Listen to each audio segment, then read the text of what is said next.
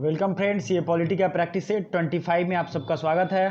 Polity या constitution, संविधान जो आप कह लो, ये प्रैक्टिस सेट का रूल है। हर क्वेश्चन के लिए आपको 2 से 3 सेकेंड स्क्रीन पे टाइम मिलेगा। फिर उसके बाद आपको फाइनल स्कोर भी कमेंट करना है, देखना है। लाइव आप कमेंट करोगे और ये 7 बजे लाइव होता है, तो आप 7 बजे तैयार रहो, ठीक है। चलिए शुरू करते हैं। ये फेसबुक इंस्टाग्राम की आईडी डिस्क्रिप्शन में पड़ी हुई है, आप मुझे वहाँ से डायरेक्ट क्वेरीज फॉलो जो चाहते हो वो कर सकते हैं। पहला क्वेश्चन है, 0 आवर जनरली बिगिंस। 0 आवर क्या होता है? आपने संविधान पढ़ी होगी तो आपको ये पता होगा। पार्लियामेंट में ये बहुत मैटर करता है ये क्वेश्चन, और कई बार पूछा भी गया है। तो बताइए, पार्लियामेंट सेशन से रिलेटेड सारी चीज़ें आपको पता होनी चाहिए। तो 0 आवर कब शुरू होता है और ये शुरू होगा कब? तो नून में, मतलब कि दोपहर में, ठीक है दोस्तों।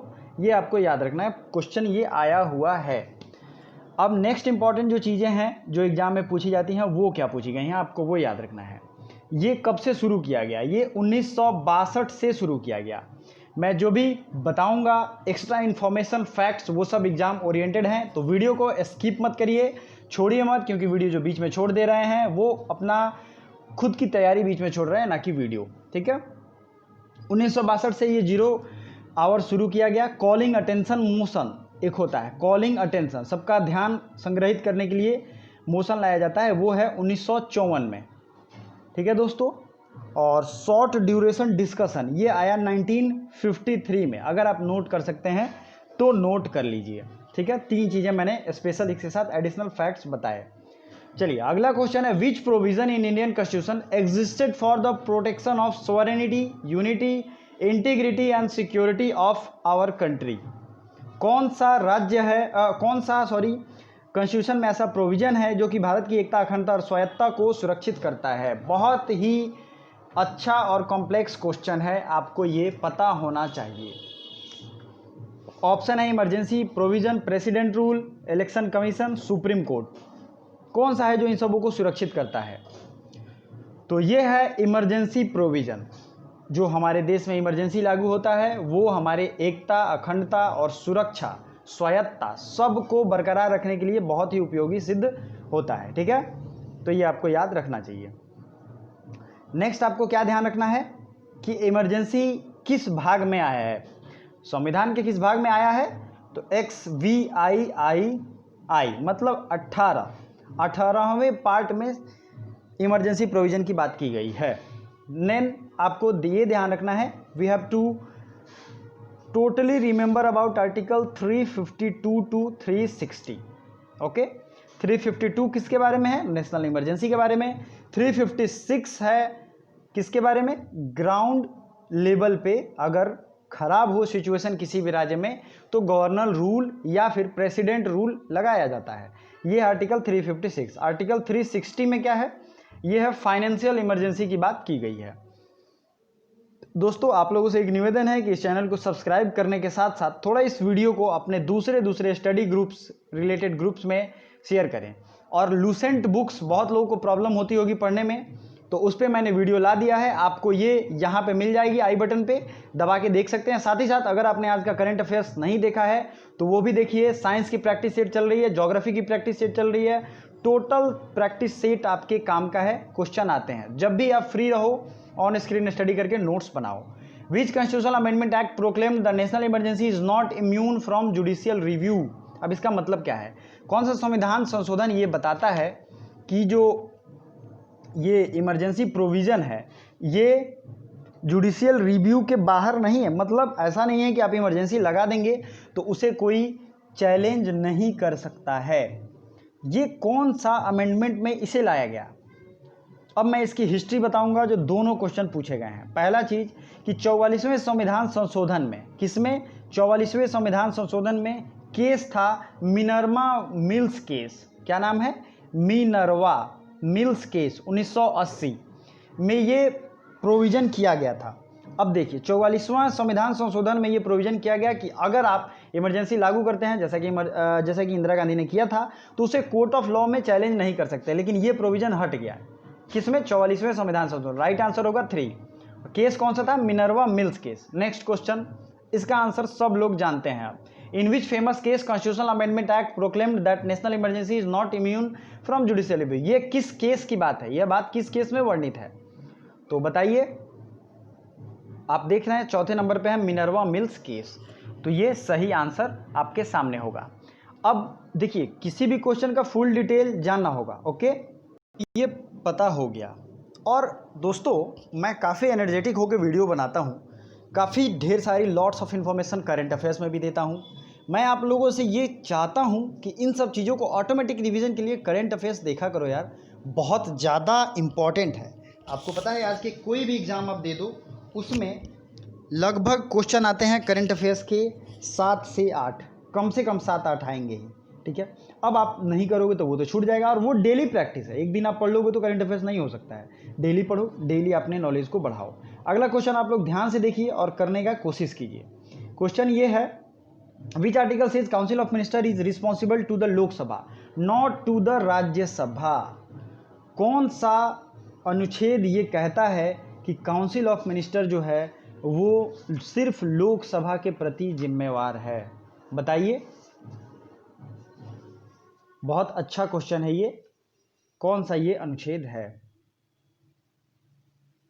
आर्टिकल 74, 75, 78, 76, 74, 78, मतलब 76, 74, 78 और 75, ये है राइट आंसर इसका 75। प्लीज़ आर्टिकल्स को याद रखो दोस्तों। मेरे पॉलिटी के सेक्शन में आप जाएंगे तो जितने भी आर्टिकल्स हैं सब पे ट्रिक्स के साथ बेस्ट वीडियो आपको मिल जाएंगी। तो आपको प्लेलिस्ट विजिट करना चाहिए, नोट्स बनाने चाहिए। डेली अपने लिए एक टारगेट फिक्स करो 10 दिन या 15 दिन में कि इस चैनल की सारी प्लेलिस्ट की वीडियो देखेंगे। सारे वीडियोस इंपॉर्टेंट बनाए मैंने, बकवास अनयूजफुल एक भी नहीं है। Appointment of governor is made by which article, किस आर्टिकल के तहत गवर्नर की अपॉइंटमेंट या नियुक्ति की जाती है, ये कौन सी है बताइए। 155, 156, 157 और 158, बताइए right answer. Appointment of governor, ये वर्णन है आर्टिकल 155 में। 155 में इनके टर्म के बारे में वर्णन है, लेकिन सिर्फ क्या पूछा जाता है, अपॉइंटमेंट ऑफ गवर्नर। इसी तरीके से आर्टिकल 152 जो है वो डिफिनीशन ऑफ स्टेट है। चलो नेक्स्ट क्वेश्चन देखते हैं। साथ ही साथ वीडियो को लाइक करते रहो दोस्तों। इंस्टाग्राम, फेसबुक पे लिंक है, सबको फॉलो कर सकते हैं आप, और वहाँ पे भी क्विज चलती हैं। आपको एक बात का ध्यान रखना, टेलीग्राम जरूर ज्वाइन करो, शाम में मैं उसमें बहुत सारे क्वेश्चन डालता रहता हूँ, वो आपके बहुत ही ज़्यादा काम आएगा। नेक्स्ट है, who has right to speak and take part in the proceedings of Lok Sabha but not right to vote. कौन सा ऐसा व्यक्ति होता है जो पार्लियामेंट के प्रोसीडिंग में भाग तो लेता है लेकिन वोट नहीं कर सकता। Attorney general, controller and auditor general, advocate general, कौन है इसमें बताइए राइट आंसर। ये तो आप सबको पता होगा, मैं फिर भी कुछ टाइम देता हूं, बताइए राइट आंसर क्या हो सकता है।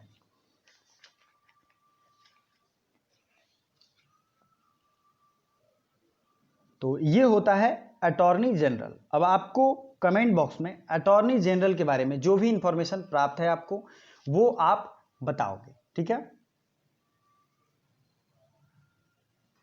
दोस्तों। ये बहुत ही ज़्यादा जरूरी है कि आप कैग के बारे में, अटॉर्नी जनरल के बारे में, एडवोकेट जनरल के बारे में सबसे ज़्यादा आपको नॉलेज प्राप्त हो, ठीक है। तो ये आपको क्या होता है, अटॉर्नी जनरल। अटॉर्नी जनरल के बारे में सारी इंफॉर्मेशन हमारे इस चैनल पे अवेलेबल है, पॉलिटी के प्लेलिस्ट में जाएंगे वहाँ मिल जाएगा। सुप्रीम कोर्ट चीफ जस्टिस और जज can be removed on the ground of, supreme court के जज को या हाई कोर्ट के जज को कैसे हटाया जा सकता है, उनके ग्राउंड ऑफ रिमूवल क्या होते हैं। तो इसका ऑप्शन है प्रूव्ड मिसबिहेवियर, इनकैपेसिटी, दोनों। तो राइट आंसर इज दोनों। प्रूव्ड मिसबिहेवियर भी हो सकता है, इनकैपेसिटी, दोनों के केस में हाई कोर्ट या सुप्रीम कोर्ट के जज को हटाया जा सकता है। नेक्स्ट क्वेश्चन है, who is the last chairman of planning commission. Planning commission आपको पता ही है, योजना आयोग। इसके अंतिम हेड कौन थे, जवाहरलाल नेहरू, नरेंद्र मोदी, एससी बोस। तो मैं इसके बारे में बहुत सारे फैक्ट आपको बताने वाला हूं। सबसे पहली बात, प्लानिंग कमीशन के जगह पे अभी नीति आयोग आ गया है। 1 जनवरी को इसकी स्थापना हुई थी, 1 जनवरी 2015 को। इसके भी हेड होते हैं हमारे प्रधानमंत्री। तो सबसे जो लास्ट के हेड हैं वो हैं नरेंद्र मोदी। सबसे पहले हेड कौन थे? तो सबसे पहले हमारे जो पीएम थे वो यहाँ के हेड थे। अब आपको एग्जाम पॉइंट ऑफ व्यू से क्या क्या याद रखना है वो सारी चीज़ें आपको मैं बताऊंगा। ये किसके दिमाग की उपज थी? ये दिमाग की उपज थी किसकी? एस.सी. बोस की, सुभाष चंद्र बोस की दिमाग की उपज थी। उन्होंने इसे लाया और इन्हें गठित किया। ठीक है, तो ये सारी चीज़ें आपको ध्यान रखनी चाहिए। नेक्स्ट पॉइंट जो है, which of the following rights cannot be suspended during emergency. ये आपको पूरा मैं आज क्लियर कर दूंगा, मैंने कई बार बताया भी है बट आप भूल गए होंगे। अच्छा, एक चीज़ मैं और कहना चाहता हूँ, जिन लोगों को भी बहुत ज़्यादा प्रॉब्लम हो रही है फिर से तैयारी स्टार्ट करने में, प्लीज़ उन लोगों के लिए कुछ मेरे पास एक मोटिवेशन के साथ एक स्ट्रैटेजी वाली वीडियो आएगी कल, उसे आप लोग ज़रूर देखिएगा, उसे फॉलो करें। साथ ही साथ अगर आप लोग ऐसा लग रहा है कि भूलते जा रहे हैं तो जितने भी वीडियोज़ हैं सबको 2x मोड पे करके देखना शुरू करें, आपको ऑटोमेटिकली याद आ जाएगा। दिमाग को थोड़ा फोकस रखेंगे, याद आ जाएगा। Which of the following rights cannot be suspended during emergency. तो ये राइट्स हैं 19, 20 और 21। ठीक है, इमरजेंसी में 19, 20 और 21 को सस्पेंड नहीं किया जा सकता, लेकिन अगर एक्सटर्नल इमरजेंसी हो तब 19 को छोड़ के बाकी सब सस्पेंड हो जाता है। 19 भी सस्पेंड हो जाता है, सॉरी मैंने गलत बता दिया। जब एक्सटर्नल इमरजेंसी हो तो 19 को भी सस्पेंड कर दिया जाता है। इंटरनल इमरजेंसी हो तो 19 सस्पेंड नहीं होता है, और 20, 21 किसी भी हाल में सस्पेंड नहीं किया जाएगा। मतलब क्या है, एक्सटर्नल हो तो सिर्फ 20, 21 रहेगा, एक्सटर्नल नहीं हो तो क्या रहेगा, 19, 20 और 21। ठीक है, आपको ये ध्यान रखना है। So far how many times emergency was applied in India. अभी तक कितने बार इमरजेंसी लागू हुआ है देश में, ये तो आपको याद होना चाहिए। हमारे देश ने कितनी बार इमरजेंसी देखी है, बताइए राइट आंसर। ये तो देश के इतिहास से रिलेटेड है, आपको याद रखना चाहिए। मैं बताता हूँ, पहली इमरजेंसी लागू हुई थी 1962 में, भारत चाइना वॉर के टाइम में। दूसरी इमरजेंसी लागू हुई थी 1971 में, और तीसरी इमरजेंसी 1975 में जो इंदिरा गांधी ने लगाया था। 71 में पाकिस्तान के वॉर के टाइम में ही भी इंदिरा गांधी ने ही लगाया था। तो ये चीज़ें आपको ध्यान रखनी चाहिए। प्लीज़ ये आई आइकन पे दबा के और करंट अफेयर्स जरूर देखिएगा। Which article cannot be suspended during emergency. अब यहाँ पे क्वेश्चन का जो पैटर्न है वो अलग है, आपको यही तो ध्यान देना है। क्वेश्चन जो पूछा गया है उसमें पैटर्न, आंसर के ऑप्शन अलग अलग हैं, 20, 21 बोथ या 19। तो यहाँ पे राइट आंसर होगा कैनॉट बी सस्पेंडेड, तो ये 20 और 21 ही होगा। ठीक है, क्योंकि 19 तो किसी एक विशेष परिस्थिति में सस्पेंड कर दिया जाता है, इसलिए हर तरह से मैं आपकी तैयारी करा देता हूँ, कोई तरीके से क्वेश्चन छूटेगा नहीं। Article 356 is related with. Article 356 किससे रिलेटेड है? President rule, governor rule, PM rule. तो जानते होंगे प्रेसिडेंट शासन लगता है तो उसे क्या कहते हैं? आर्टिकल 356 में प्रेसिडेंट रूल लागू किया जाता है। जब किसी स्टेट मशीनरी, स्टेट के इलेक्शन हुए, वहाँ पे कोई राजनीतिक पार्टी मेजॉरिटी में नहीं है, तो ऐसे केस में ये रूल लाया जाता है। ठीक है, तो उसे क्या कहते हैं? President rule. इनडायरेक्टली या डायरेक्टली प्रेसिडेंट ही शासन करते हैं। चलिए नेक्स्ट है, schedule caste in mentioned in dash article. अनुसूचित जाति के बारे में किस अनुच्छेद में वर्णन है? तो ये आपको अच्छे से याद होना चाहिए। मैं बता दूं, अनुसूचित जाति और जनजाति बहुत ही ज़्यादा ज़रूरी भी है, और हमारे देश में इनके लिए बहुत ही स्पेशल प्रोविज़न भी किए गए हैं, तो आपको ये याद रखना चाहिए। ठीक है, तो आर्टिकल देख लीजिए, आप आर्टिकल देख सकते हैं और यहाँ से आंसर बताइए। तो शेड्यूल कास्ट सीधे है, शेड्यूल कास्ट के बारे में है, ना कि शेड्यूल ट्राइब। तो 341, 243, 330 और 332। तो अगर मैं बात करूं शेड्यूल कास्ट के बारे में, तो ये है 330 में। क्या है? 330 में शेड्यूल कास्ट और शेड्यूल ट्राइब के बारे में वर्णन है। बट आपको जो ध्यान रखना है वो ये है कि अगर सिर्फ इस तरीके का क्वेश्चन रहे, शेड्यूल कास्ट की नेमिंग लिस्टिंग, तो वो होगा 341। मैंने क्या कहा? रिजर्वेशन की बात होगी तो 330 मतलब 330, रिजर्वेशन की बात होगी तो 330 से शुरू होगा। लेकिन आर्टिकल 341 में शेड्यूल कास्ट के बारे में वर्णन है, और आर्टिकल 342 में, 342 में शेड्यूल ट्राइब के बारे में वर्णन है। 330 से लेके 339 तक अलग अलग चीज़ें वर्णित। अब देखिए reservation of Anglo Indian community, मैंने इसका ट्रिक बताया था आपको, जरा याद करिए, आर्टिकल वाली वीडियो देखे होंगे तो आपको याद भी होगा। 30-32 ये किसके बारे में? Schedule caste and schedule tribe का वर्णन है रिजर्वेशन का। किसमें? तो जो लोकसभा में वर्णन होगा वो schedule caste and schedule tribe का 330 में होगा, ठीक 2 बढ़ा देंगे 332, तो ये हो जाएगा स्टेट असेंबली में। तो आपको क्या मैंने याद कराया था? 30-32। उसी तरीके से अगर 31-33 याद कर लेते हैं तो ये एंग्लो इंडियन कम्युनिटी का वर्णन है किसमें? तो लोकसभा में। और फिर 33 क्या हो सकता है 31 के बाद? तो ये होगा स्टेट असेंबली में, लेजिस्लेटिव असेंबली में। उसी तरीके से आगे भी एक क्वेश्चन आएगा जो कि आपके बहुत काम होगा। चलिए वीडियो को लाइक करते चलिए और दोस्तों को भी शेयर करिए, बेल आइकन जरूर दबाइए। Reservation of seats and special representation to cease after 70 years, इसका मतलब क्या है? क्योंकि ये अभी हाल ही में अमेंडेड किया गया है और अप्लाई भी हुआ है और इस पर काम भी किया गया है, हमारे संविधान में सुधार भी हुआ है। 70 वर्षों के बाद रिजर्वेशन पर पुनर्विचार या हटाया जा सकता है, ये किस अनुच्छेद में है? तो आपको मैंने एक वीडियो बनाया था एंग्लो इंडियन कम्युनिटी का जो स्पेशल नंबर होता था 2 लोकसभा में और स्टेट असेंबली में, उसकी संख्या को अब हटा दिया गया है। तो ये किस अनुच्छेद में वर्णन था? 331, 332, 33, 34। तो ध्यान रखिए ये जो सीज वाली बात है, ख़त्म करने वाली बात है, ये आर्टिकल 334 में था।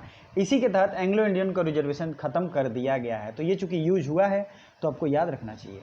Who appointed a commission to investigate the condition of backward classes in, backward classes की कमीशन की नियुक्ति कौन करता है? तो आपको तो ये पता भी होगा, जितने भी कमीशन होते हैं उनको फॉर्मली अपॉइंट करते हैं हमारे प्रेसिडेंट, राष्ट्रपति। जैसे ये कैग का अपॉइंटमेंट करते हैं, अटॉर्नी जनरल का अपॉइंटमेंट करते हैं, सुप्रीम कोर्ट के जज को नियुक्त करते हैं, इन सब चीज़ों का इनका क्राइटेरिया है। सेकेंड बैकवर्ड कमीशन, अब ये 2 चीज़ें हैं, first backward commission, second backward commission. तो फर्स्ट बैकवर्ड कमीशन कब आया था? 1953 में, काका कालेलकर उसके अध्यक्ष थे। सेकेंड बैकवर्ड कमीशन कब चुना गया? इसे मंडल कमीशन कहते हैं। तो बताइए ये कब आया? मैं देखते हैं कितने लोगों का सही होता है। तो बीपी मंडल 1979 में चुने जाते हैं बैकवर्ड कमीशन के रूप में, ठीक है। और ये बहुत ही इम्पोर्टेंट इंडिया के राजनीति में रहता है। नेक्स्ट है,